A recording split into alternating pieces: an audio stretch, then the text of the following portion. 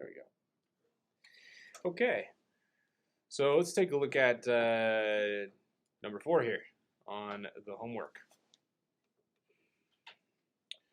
So in number 4, if you notice, y is going to be the positive one, not x. So if y is going to be the positive one, we look at our reference sheet and we see, oh, when y is positive, and you make sure you can see it. When y is positive, it's going to open up and down. So right away, we know that that's what's happening in number 4. And also, we always know that a squared is always under the x. So if a squared is always under the x, then a squared is going to be 9. So let's identify our a squared, our b squared is 25. And then we know that our relationship between the c, a, and b is going to be c squared equals a squared plus b squared. So we're asked to find the vertices, foci, and asymptotes of each, just to make sure that we understand what we're doing. So let's plug these in here. C squared equals, I meant to say b squared there. C squared equals 25 plus 9. I literally think I just did something very similar to this, but it's okay. A squared is 9. B squared is 25. So we know, therefore, that c squared must be 34. You add 9 to 25. And then you find c. c is going to be the root of 34. And as we identified on the last, on the example I just did, that's about 5.83, okay? If you go to your calculator and do that. It's approximately 5.83. Approximately. So we know that it's opening up and down. We know what A, B, and C are. Therefore, we can know what the vertices, foci, and asymptotes are, where they are, and then we can graph the graph with those features. Okay. So let's go to our reference sheet.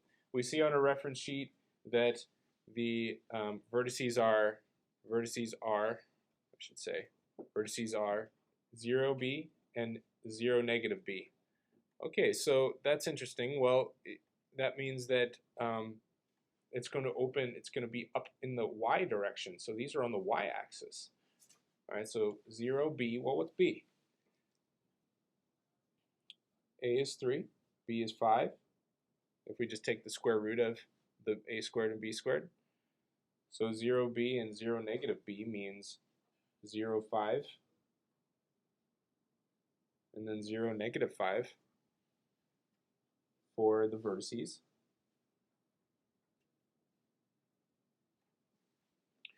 We got those. Let's do our foci. So our foci are going to be 0, 5.83, and then 0, negative 5.83. So right here, about, and right there, about. This is very similar to our example that we did, except it's opening in the y direction. It's opening vertically. All right, and then our asymptotes are going to be plus or minus b over a. So plus or minus b over a is going to be plus or minus 5/3. So our asymptotes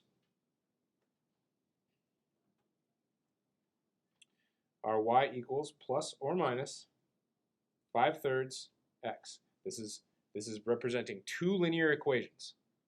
Let's graph them. So this is a slope of 5/3 and negative 5/3. That means our rise is 5 for 1, and run is 3. So from 0, 0, right, because our y-intercept is 0. It's going to go up 5. So 2, 4, 5, right 3. Or down 5 and left 3. Do you guys remember how to graph those? I hope. Linear equations. Plot the b, trace the slope. And then for our asymptotes, we're going to go draw a dashed line. So that's one line. That's going to be our y equals 5/3 x right there.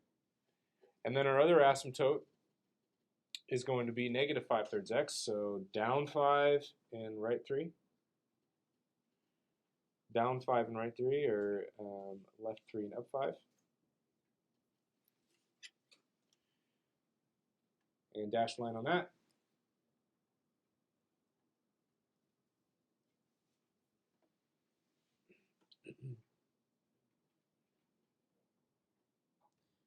That's negative 5/3 x. I just label the asymptotes so you know what they are. Okay, those are basically the graphs of two lines. And we know since our vertices and foci are up and down from the 0, 0, our graph's going to open up and down. So we basically just draw the best we can through this vertex right here. Make sure that that's our vertex. Through the vertex, a smooth curve that kind of gets closer to the asymptote as it goes. So this way, like that, and this way, like that, right through the vertex, both vertices. And that's going to be the graph of our hyperbola, opening up and down.